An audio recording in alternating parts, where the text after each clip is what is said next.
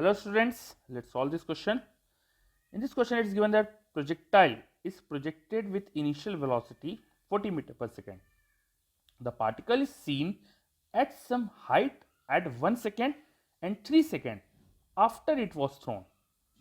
So when a particle is thrown, it is seen at some height 2 times after it was thrown. The time of flight of projectile, we need to determine it, the angle of projection and the height at those instants is need to be determined. So let's try to solve this question.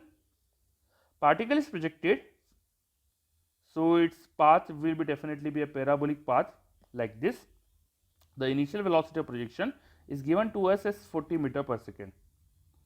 At some general height, it is seen after 2 times, at 2 times after the projection. One is at 1 second after the projection, so particle is taking from here to here 1 second, and after 3 second of projection. So for motion from starting point to this point is 3 second.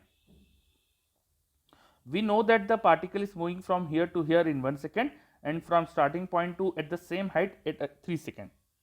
We need to find out the time of flight. So we may go with the formula we already know, or we can derive the formula. So first I am going to give you directly the formula, and in later part I am going to derive the formula.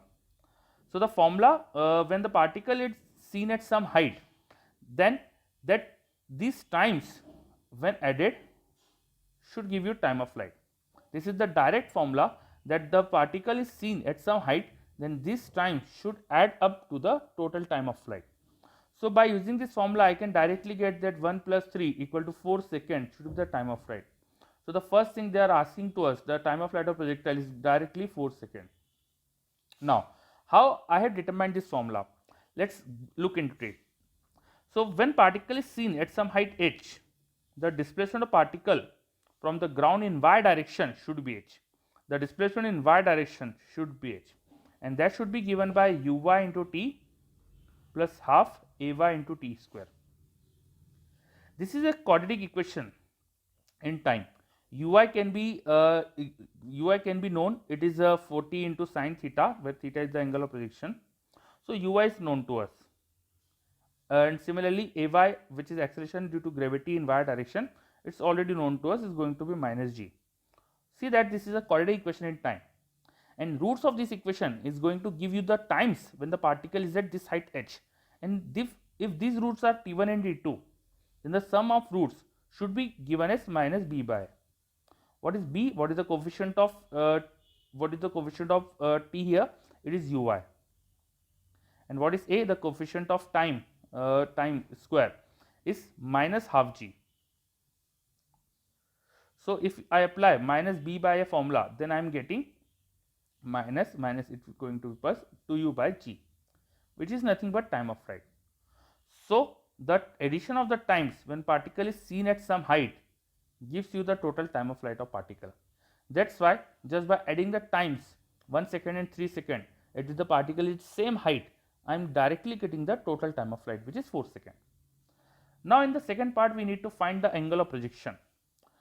We also know that the total time of flight is given by uy by 2uy by g, and uy can be written as initial projection velocity into sine theta, if theta is the angle of projection, and g is given as 10 here. So by this equation I can easily get the value of sine theta or theta, which is the angle of projection. So this 0 0 will get cancelled out, 4 and 4 will get cancelled out, so sine theta is going to be half, or theta is going to be 30 degree. So the angle of projection of particle is 30 degree. Now we need to find out the height at those instants at which particle is seen at 1 and 3 seconds.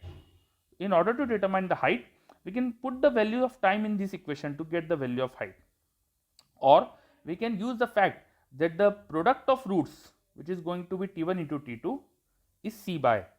C here is going to be minus h by a, which is minus g by 2.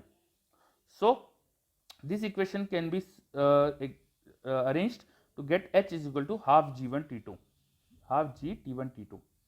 By putting value of g, which is 10, t1 and t2, which are 1 and 3, I can get the height at which particle is seen at 1 and 3 seconds.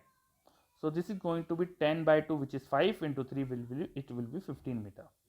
So the final fill in the blank should be 15 meter. Thank you.